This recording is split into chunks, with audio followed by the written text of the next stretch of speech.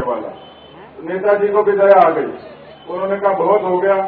वो मंच के नीचे उतरे, उसके गले मिले और बोले कि और तो सब दगाबाज निकले, तू मेरा सच्चा भाई है। फिर उसके कान में बोले, पर यार एक बात बता, इतनी देर टिका कैसे रहा? उन्होंने कहा भाई साहब मैं तो टेंट वाला हूं, इंतजार कर रहा था कि कब नेताजी का भाषण खत्म और कब अपनी दुकान समेट के घर पे ले जाऊं, इसलिए लंबी बात नहीं करूंगा। लेकिन यह मनमोहन सिंह जी के अशोक गहलोत जी की खूब बातें हुई, मैं दो ही बातें कहूंगा। अभी पिछले दिनों एक चुटकुला बड़ा प्रसिद्ध हुआ। एक बुजुर्ग आदमी बीमार हो गए, उनके नौजवान बेटे ने पूछा कि पिताजी आपकी अंतिम इच्छा क्या है? तो पिताजी ने कहा कि बेटा मेरी अंतिम इच्छा है, चाहे वसीयत में लिख दे कि तेरी मां को तो चुप होते हुए देखूं और देश के प्रधानमंत्री को बोलते हुए सुनो, ये मेरी अंतिम इच्छा है। क्योंकि बोलते ही नहीं। एक दांत के डॉक्टर के पास चले गए, तो दांत के डॉक्टर ने कहा मनमोहन सिंह जी मुंह खोलो। मनमोहन सिंह जी ने मुंह नहीं खोला। उन्होंने कहा कि देश की जनता नहीं, डेंटिस्ट बोल रहा हूं, यहां तो मुंह खोलना ही पड़ेगा। अब मनमोहन सिंह जी जो देश को चला रहे हैं, उनके बारे में आपके और मेरे जैसे लोग पूछते कि मनमोहन सिंह जी आप अर्थशास्त्री हो क्या? वो हाँ बोलते कि हाँ।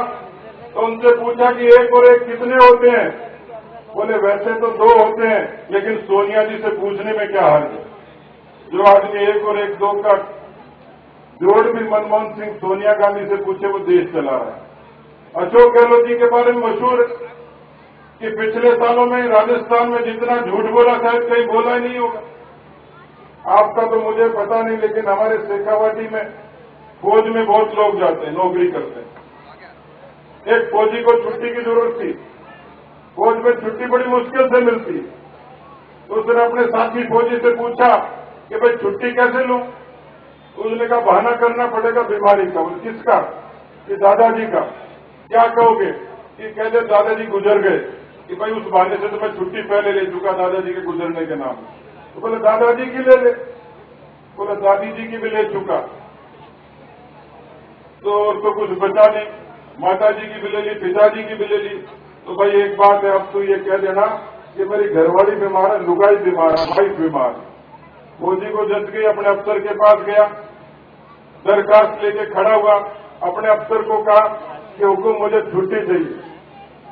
तो बोले छुट्टी किस बात की? कि साहब मेरी वाइफ बीमार है, घरवाली बीमार है। अफसर ने कहा कि ठीक है, घूम फिर के आना, 2 घंटे बाद तेरी दरखास्त पर विचार करेंगे। 2 घंटे बाद फौजी अपने अफसर के पास गया। उन्होंने कहा साहब मेरी छुट्टी का क्या हुआ? बोला भाई तेरे को छुट्टी नहीं मिल सकती। बोले क्यों? कि भाई तेरी घरवाली से मेरी टेलीफोन पे बात हो गई, वो बिल्कुल राजी खुशी है। अब फौजी टकराया, उसने हिम्मत करके कहा कि साहब एक अर्ज और करना चाहता हूं। बोले बोलो। कि साहब झूठा तो मैं भी बहुत हूं, पर तू मेरा बाप निकला, मैं तो कुंवारा हूं, शादी हुई नहीं, बात किससे हुई? तो ये अशोक गहलोत की सरकार है, झूठों की सरकार है। इसलिए नौजवान और किसान भाइयों, हमारे वरिष्ठ नेता आदरणीय रामदास जी विराजे, कैलाश मेघवाल जी विराजे, आदरणीय वसुंधरा जी आप लोगों के बीच में आने वाली। लेकिन हिंदुस्तान और राजस्थान का इतिहास गवाह कि कोई फिल्मी दुनिया का फिल्म स्टार हड़ताल कर दे, सुबह से शाम को उसकी मांग मान ली जाती है, लेकिन हिंदुस्तान का नौजवान और मजदूर और किसान गला फाड़ फाड़ के चिल्लाए, लेकिन कांग्रेस की हुकूमत ने आज नहीं सुनी। लोग राजस्थान और हिंदुस्तान की धरती पर या तो अटल बिहारी वाजपेयी को याद करते हैं, या भैरव सिंह शेखावत को याद करते हैं, या वसुंधरा राजे को याद करते हैं कि जब गरीब और मजदूर का बेटा या रोजगार पाया, मास्टर बना और लाखों की तादाद में बना। जो विकास की शुरुआत हुई वो इस राज्य में हुई। इसलिए नौजवान और किसान भाइयों, लोग पूछते हैं कि तुलना करो कांग्रेस और बीजेपी के शासन की। जिन लोगों ने हिंदुस्तान को गिरवी रख दिया, जो चीन के साथ आज भी अपनी जमीन नहीं ले पाए, जिन्होंने हिंदुस्तान के किसान को गुलाम करने की कोशिश की, हिंदुस्तान के नौजवान को गुलाम करने की कोशिश की, हिंदुस्तान के मजदूर को भटकाया, ऐसी कांग्रेस पार्टी की हुकूमत आप लोगों के सामने तराजू के 2 पलटों में। ये यात्रा वसुंधरा जी की आदिवासी क्षेत्रों में गई। आज आदिवासी रोशनी के बल्ब के लिए तरस रहा। आज राजस्थान का किसान नौजवान बुनियादी सुविधाओं के लिए तरस रहा। लोग वाजपेयी साहब को इसलिए याद करते हैं कि हिंदुस्तान के करोड़ों किसानों को यदि किसान क्रेडिट कार्ड देने की कोई सुविधा दी थी तो माई के लाल अटल बिहारी वाजपेयी ने दी थी कि हिंदुस्तान का किसान, राजस्थान का किसान आज बड़ी शान से क्रेडिट कार्ड लेकर घूम रहा। इसलिए नौजवान और किसान भाइयों, ये करनी और कसनी का फर्क साफ दिखता है। ये वह भारतीय जनता पार्टी है। आज कांग्रेस के लोग तो बनाव के आंसू बहाते होंगे इस देश की एकता और अखंडता के लिए, लेकिन युवा भारतीय जनता पार्टी है कि जिस जनसंघ के सरपरस्त डॉक्टर श्यामा प्रसाद मुखर्जी ने कश्मीर की वादियों में अपने आप को बलिदान कर दिया था, ये वो जनसंघ की धारा की भारतीय जनता पार्टी है। कांग्रेस में वो हिम्मत नहीं है, इस देश के लिए आंसू तो बहा सकती है, लेकिन इस गरीब मजदूर और किसान के लिए पसीना बहाने की भी हिम्मत नहीं है। इसलिए देवली शहर के नागरिकों, मैं समझता हूं कि इस यात्रा के जरिए साफ संदेश है कि ये सुराज और कुराज की लड़ाई है और उसी यात्रा को लेकर वसुंधरा जी आप लोगों के बीच में आ रहे हैं। मैं आपसे गुजारिश करूंगा कि छोटी लड़ाई नहीं, ये केवल सरकार को बनाने और बिगाड़ने की लड़ाई नहीं, ये देश के स्वाभिमान की लड़ाई है, देश के विचार की लड़ाई है, किसान और नौजवान की आजादी की लड़ाई है। सब लोग मिलकर लड़ेंगे।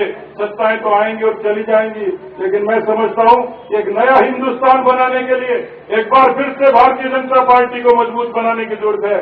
जो आप साफ समझ सकते हो कि यूरोप के इशारे पर जिस तरीके से सोनिया गांधी ने इस देश में लोकतंत्र पर पहरे बैठाए, जिस तरीके से राजस्थान में अशोक गहलोत की सरकार ने किसानों पर, नौजवानों पर लाठियां बरसाई, आज वो हुकूमत इस समय देश के लोकतंत्र पर पहरा बैठाने चल रही है। इसलिए ये लड़ाई लोकतंत्र की लड़ाई भी है। जो लड़ाई आप सब लोगों ने, बहुत बुजुर्ग बैठे हैं जिन्होंने आपातकाल की लड़ाई लड़ी, इसी भारतीय जनता पार्टी की अगुवाई में, जयप्रकाश नारायण की अगुवाई में, वाजपेयी जी और अडवाणी जी की अगुवाई में, आज मुझे लगता है कि देश पर एक बार फिर से, देश के लोकतंत्र पर, देश की आजादी पर, देश के किसान पर, देश के नौजवान पर, देश के व्यापारी पर, देश की हर कौम पर, मैं समझता हूं इसमें बहुत ज्यादा कहने की आवश्यकता नहीं, आप सब समझ सकते हैं।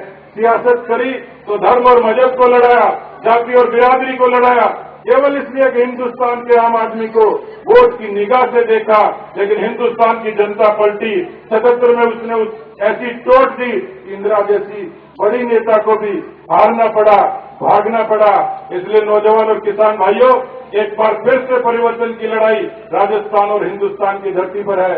आपसे गुजारिश करूंगा कि ये यात्रा केवल परिवर्तन की यात्रा नहीं, केवल सत्ता के बनने और बिगड़ने की यात्रा नहीं है, ये यात्रा हिंदुस्तान को नया बनाने की यात्रा है और एक नया विकसित राजस्थान बनाने की यात्रा है। इसलिए आपसे गुजारिश करूंगा कि जब हमारी महबूब नेता हमारे बीच में आए तो जोरदार तालियों के साथ उनका उत्साहवर्धन करें।